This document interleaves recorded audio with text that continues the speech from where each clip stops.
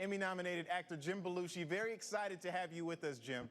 Oh, well, thank you. It's nice to be here. Thanks for having me.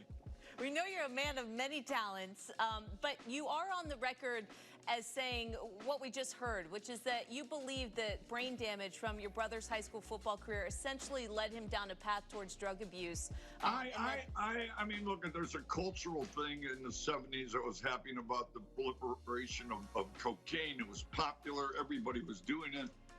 You know, but I believe that John was as straight as an arrow, and he was the captain of the team, all-state, all-conference, middle linebacker, 5'7", dug in there, and he had the most tackles in the high school.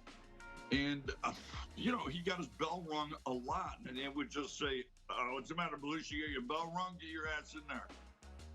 And he seizured in my house, in our house, when he was in high school, and they took, you know, spinal taps and x-rays. I never knew what it was. And I really believe that some of the behavior that he exhibited in those later years was based on the scarring. I believe that. And I believe that now cannabis is such a beautiful medicine to help with those types of things, as long as you know that's what it is. I mean, they didn't know back then that cannabis could help with that. But I do believe if John was a pothead, he'd be alive today. But that CTE is what I believe. It's just my opinion.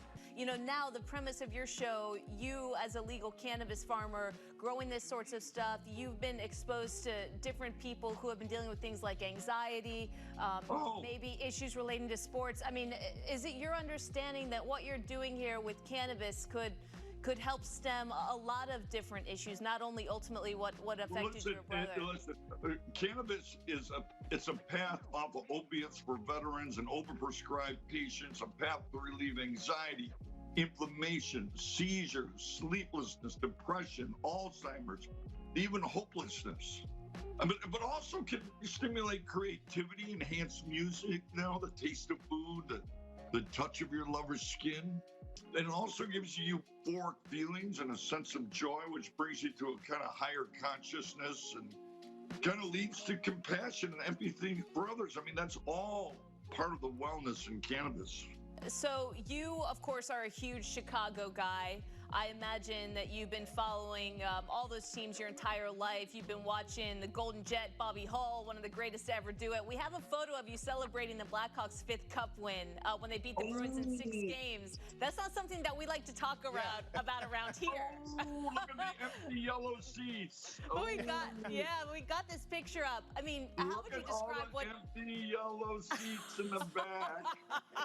I had the best time with the Boston fans. And at the end of the game, when we won and those 2 goals in a minute, 17 seconds left, everybody, including Gordie Howe, was sitting up here, shook my hand, said, congratulations. That was the best series. Congratulations. You mentioned, you know, the fans and how generous they were with you when you guys won the Cup here in Boston. Is there something about Boston and Chicago that's similar in terms of the fan base that makes them just the best? I don't know. They're real people. They're working people. You know, Chicago's a working class town. I mean, they have all the different elements, but I mean, they're real. I mean, I love Fenway Park. I mean, the only fans that are tough are the football fans. They're tough. They're tough about the Bears and stuff because of that, you know, that big Super Bowl in '85.